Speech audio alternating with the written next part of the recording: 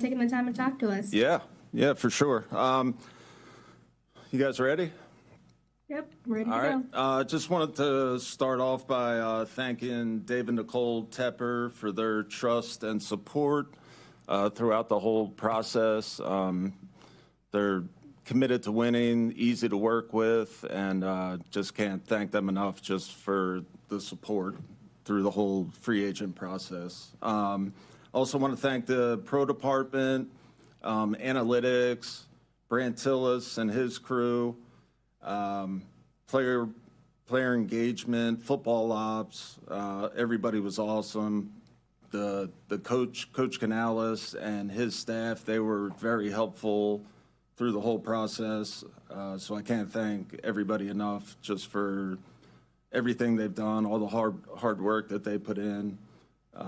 We got a great team here.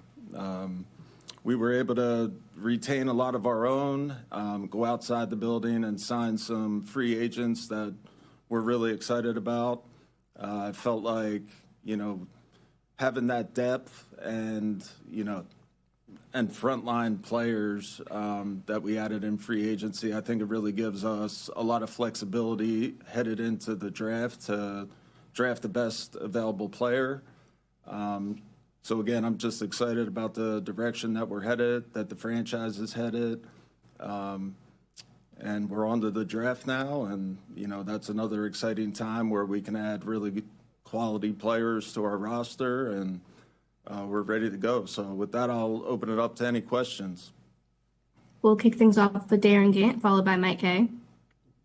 Dan, with your context as a former linebacker, how does that kind of color the way you look at a Jalen Phillips, the way you look at a Devin Lloyd, and the kind of impact they can make? Yeah, I think Devin and Jalen are two guys that we obviously held in high regard during free agency.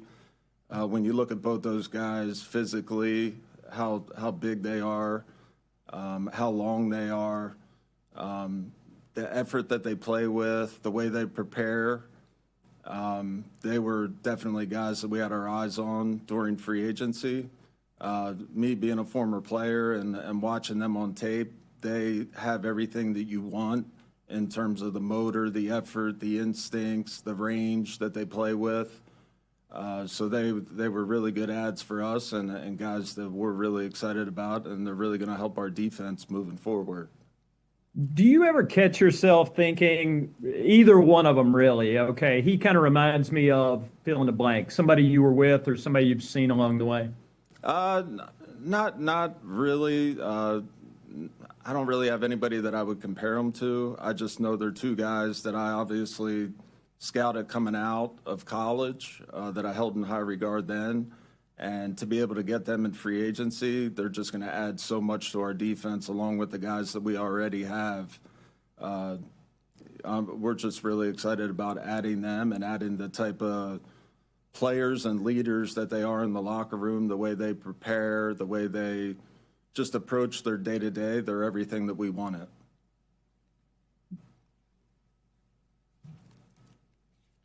Hey, Dan. What's up, Mike? Hey, how's it going? You were pretty overt in your desire to add a more mobile and younger quarterback. You did that with Kenny Pickett. There obviously was an agreement on a trade with Philadelphia with Andy Dalton. I know that hasn't been completed yet, or at least announced officially. Yeah. You had said that Andy didn't mind competing, and you had said that you guys were keeping in touch with him. Why trade him now? And what is the outlook for the position heading into the draft? Yeah, I think we feel good about our quarterback room. Going back to Andy, Andy's a guy that we hold in high regard here. He really helped Bryce, come along as a rookie and, into his third year. So Andy he bought a lot to our franchise. I can't thank him enough for what he bought. And just the type of man he is as well. So I definitely wish him the best. Adding Kenny Pickett, I feel like, adding a mobile quarterback, I think in this league, mobility, I think is big in this league. So I think adding a guy like Kenny Pickett that can move outside the pocket if he needs to, create with his legs if he needs to. I think those are all things that were really intriguing to us. And heading into the draft, I think, there's going to be options there. Whether they're the best player at the time is yet to be seen. But, if we have the opportunity to add another young guy to the mix, we'll do that. And then you brought in Rasheed Walker and AJ Dillon on 1-year deals, Luke Fortner as well. But with the Walker and Dillon signings, obviously you have two players coming off injury there. What is your outlook on Icky a couple of months removed from surgery, as well as Jonathan Brooks as he heads into what is an important season for you guys? Yeah, those, Brooks and Icky, they're making progress. They're with our trainers every day. They're looking good. They're working their butts off. I don't have a timeline on that to update you with. But both those guys, they're headed in a good direction. I think those two guys are guys that, we're looking to add to our team, that they're going to hopefully be healthy at some point, and, we'll just go from there. We'll go with Joe Person, followed by David Newton. Hey, Dan, good afternoon. Hey, what's up, Joe? Not too much. When you say you don't have a timeline for Icky, do you mean there's one that you don't want to share publicly? I'm guessing you have one internally that's going to shape how you address the draft, and I wonder if you could address that with us, how your view and the franchise's view of Icky's recovery could impact the ability or potential that you take a tackle. Yeah, I think timeline-wise with Icky, I don't have any updates. Everybody recovers differently from injuries. He's making really good progress. He looks really good. But in terms of timeline, we don't know that. So obviously, signing Rasheed Walker, we always have to have a backup plan. We always got to be prepared. There's inevitably going to be injuries in this league, and that's for every position. So in terms of adding Rasheed Walker, we're excited about him and what he's going to be able to bring. And, I think that definitely gives Icky time to, recover. And, when we get him back, we'll be excited to have him back. But timeline-wise, I don't know that. And on Walker, bringing him on just the 1-year deal, does that leave open the possibility that give you that flexibility that you mentioned in the draft at that position in particular? I think it gives us the flexibility to really draft the best available players. So, if a tackle is the best available player, at that point, then so be it. But I think it definitely gives us that flexibility heading into the draft that we can, be aggressive and add really good players to our team. And then lastly on Rasheed, he had a gun charge in January. How much vetting did you guys do, and were you satisfied with what you found out? That's a pending legal matter right now, so I really can't comment on that, but we did our research. Thank you. Yep.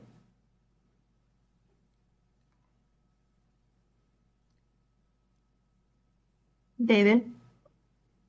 Hey, Dan, good to see you. Sorry I was having Hey, trouble what's with up, the David? No, doing well. Appreciate your time here. With this whole situation that Joe was asking about with Rasheed and Icky, how much what happened with Josh catch you off guard? First off, Yash obviously he's a really good person, a player that we did want to bring back. Me being in his shoes as a former player, I really understand what he was going through. He was trying to decide if he wanted to play or not. Caught us a little off guard, but again, I've been there. I understand what he's thinking. I have a lot of respect for him and his decision. And just like every position in this league, you have to have backup plans. And I think we did a good job pivoting and adding to that position. And you were pretty emphatic what you wanted to improve, and it seems like you just got everybody you were looking for. I mean, was there a miss or something that you didn't get that you kind of on your wish list that you kind of hope to have right now? Yeah, I mean, we feel really good about what we did and what we accomplished in free agency. I think we, definitely hit on who we wanted to hit on, and we're really happy with that. And again, it gives us a lot of flexibility heading into the draft to be able to do what we want to do and draft the best available players. Mm-hmm. And have you gotten, like, as far as your draft list, are you planning to bring in 30 now, or kind of where you guys are with your list of college guys you're looking at? Yeah, we'll bring in guys on the 30 visit, and we're going to definitely be strategic in who we bring in and why we bring them in, and we definitely have a plan and process in place of who we do want to bring in, and look forward to seeing those guys and talking to them. Okay, I appreciate it. And one more question on Jalen. His story is really interesting. How concerned were you with the injury history he had? Obviously, we do our research and we feel really good about it. Otherwise, we wouldn't have invested the money that we did in him. We know the type of worker he is and where he is from an injury standpoint. So we feel really good about him moving forward and what he's going to bring to our team. Appreciate it. Thanks a lot. Yep. Alex Zerlo, followed by Jeff Hawkins. Hello, Dan. Happy Friday. What's up, Alex? Hey, what's up, man? You touched on this earlier, but I wanted to ask, wondered if you could elaborate. Why was Kenny Pickett someone that you wanted to bring in to Carolina? Yeah, I think Coach Canales, I think Kenny was a guy that Coach really wanted to work with and was fond of in the evaluation process. I'll go back to what I said before, the mobility and his ability to create with his legs, I think was a big part of that. Obviously, he can throw the ball and he has a lot of upside, and I think like every player, he knows that he can get better at certain things, but we're excited about him. And then I also wanted to ask the same of John Mechie III, wide receiver. Yeah, another guy that we're excited to have. Obviously, Bryce is familiar with him. They played together in college, and I know Bryce is really fond of him, not only as a player, but as a person. I just think it's another piece that we can add to our receiver room that adds depth and competition in that room. And, I think that's what we're trying to do at every spot is just add as much depth and competition as we can. Great, thanks. Yep. Hey, good afternoon. How you doing? Good. How you doing? Good. When you and Coach took over, the franchise ranked near the bottom in the NFLPA player polls. But now, after signing 3, immediate starters in free agency and filling key backup positions before the draft, how much pride are you taking in developing a locker room culture that is attracting top talent to Charlotte again? Yeah, I think Coach has done a really good job in terms of the culture, and you got to give a lot of credit to the players in our locker room as well. We have really great guys in our locker room. They're not only great players, but they're great people, and that's what we're trying to bring in here. We're trying to bring in not only quality football players, but quality people and people that impact the community. And I think that's a big part of the culture around here is, that family atmosphere that we're trying to attract players from the outside. They know that when they come into this building that they have full support from ownership, myself, Coach Canales.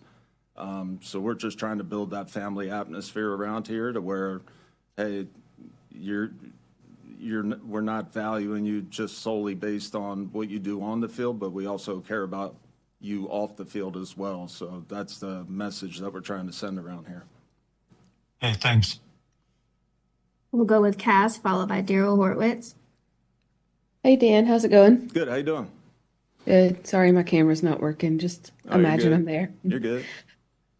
Special teams a lot of times can be kind of piecemealed together, but y'all brought back not only Sam, but like kind of that core with Incoom and Isaiah Simmons and a Caleb Evans. Like, why was it so important to keep that group together? Yeah, I think they're guys that aren't only good on special teams, they can add value on the defensive side and add depth on the defensive side as well. And again, they're guys culture-wise that we hold in high regard around here as well. Not only being just great players, but just great people. So it was important for us to get them back and, just keep our depth, keep our numbers at the position strong. And, they're guys that are really going to help us out moving forward. And then one other quick thing, just wanted to follow up on Mechie. Just due to injuries and chemotherapy, he hasn't had a ton of production since being in the league. Did you go back and watch that tape with Bryce at all from Alabama or lean on Bryce just kind of for evaluation? What all went into that process? Yeah, I definitely talked to Bryce about him. Obviously, the type of person he is and the player. So yeah, I did my homework there, talking to Bryce. But I think he's still young and a guy that he's had some production in this league. Hasn't been as consistent as he's wanted to be, but I think there's definitely a lot of upside there, and we'll see where it goes. He's going to have a chance to compete like the rest of the guys, and I'm looking forward to seeing that. Awesome. Thank you. Yep. Hey, Dan, you aggressively approached free agency, getting to defense, obviously a place of need. Let me ask you, when you were talking about like Jalen Phillips and the money you gave him, under the circumstances of his output so far, I mean, he had a lot of hurries, but he hasn't had a lot of sacks in his career. So when you're looking at him, how are you projecting what you're seeing now or what he's doing versus getting the sacks, and how important is it for those hurries to translate into sacks for this free agent pickup to be worth what you're looking for? Yeah, I don't think it's all about sacks. I think Jalen's a disruptive guy, and that can be just as impactful. Maybe it doesn't look sexy, on the box score at the end of the game in terms of having sacks on there, but he's disruptive play in and play out. He's not only a good pass rusher, but he's also really good against the run. And he's a guy that can make an impact just chasing the ball and running ball carriers down. So he brings a lot more than just pass rush to the defense. He brings a guy with a high motor. His effort's outstanding, and he's physical at the point of attack. He can do a lot of things other than rush the passer. So looking forward to him just keep improving and getting better, and I know he's committed to that, and we're definitely excited about him. One last question. How did last season the free agency affect your aggressiveness going into this offseason? I wouldn't say that it really impacted it. I mean, we try to be aggressive in every aspect. Not just free agency, but just on like a day-to-day standpoint. If a guy that we like hits the waiver wire, then we'll be aggressive to claim him, or we're going to be aggressive in every avenue to make this team better, whether through free agency or just the day-to-day waiver wire, trades, etc. So we just have that aggressive mindset. Thank you, Dan. Yep. We have time for a couple more. We'll go with Mike K, followed by Joe Person. Dan, you had mentioned earlier that you guys hit the positions you wanted to hit, but during your planning, I mean, when you were formulating your plan, was there a position in free agency that you thought was kind of difficult to attack during the free agency period, and that you would have to rely on maybe re-signings or the draft as you kind of looked at the landscape so that you could focus in on inside and outside linebacker? I don't think we really looked at it like that. We had our plan in place, which was to sign who we thought was the best players.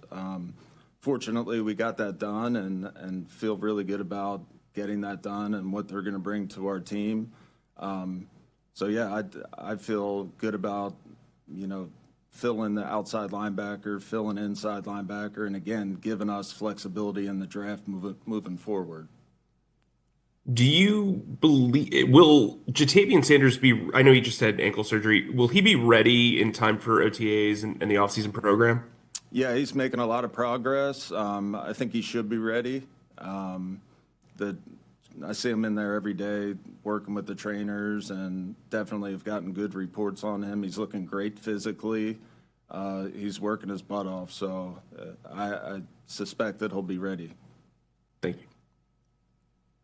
Dan, after you guys had that initial wave on the first day, it became a series of one-year deals, many of them at numbers that were lower than projected. How important was it to, kind of do that and kind of get some, if you will, some value signings achieved after you had made the commitment to Jalen and Devin? Yeah, I think it's really important just to fill out your roster and add that depth and that competition that I talked about before.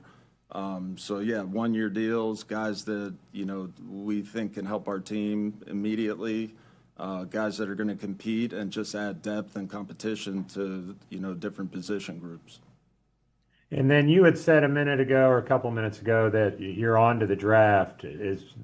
Might you still do a few or a couple things late in free agency, or you think you're done? There might be a few moves here and there, guys that, we think we might be able to get. But yeah, we're always going to be looking. We're always going to be aggressive. There's always going to be guys out there that that aren't signed that, you think should be signed, that it may be an opportunity for us to get better. And, if we feel like they'll make us better, then, we'll definitely explore it. Thanks. Yep. Any more questions for Dan? Yeah, I got one. This is David again. Dan, were there any anxious moments on that first day, or kind of tell me what they were and what was the emotion? Because you guys got Jalen pretty quick. Did you have pretty good confidence going in that you were going to get him that quickly? No, I mean, that's the part about free agency that you hate. You just never know. So obviously there's always going to be anxious moments. There's 31 other teams that you're competing against, and you don't know what's true. You don't know what to believe. So yeah, there's definitely anxious moments. But we felt good about, what we're building here and attracting players here. We felt like players wanted to be here. As opposed to when I first took over, it was maybe a little harder. So you definitely feel that shift, and, guys really wanting to be here and, be a part of what we're building here. Can you expand on that? What were they telling you to make you feel they wanted to be there versus what you felt back a few years ago? Yeah, I think just, once you get the deals done and, you talk to the guys, you could just feel their excitement about being here. And they all felt like our team was an up-and-coming team that was trending in the right direction. They all heard really good things about Coach Canales, the staff, and just the culture around here. So that definitely made me believe that, things are trending upwards here. Appreciate it. Thanks. Yep.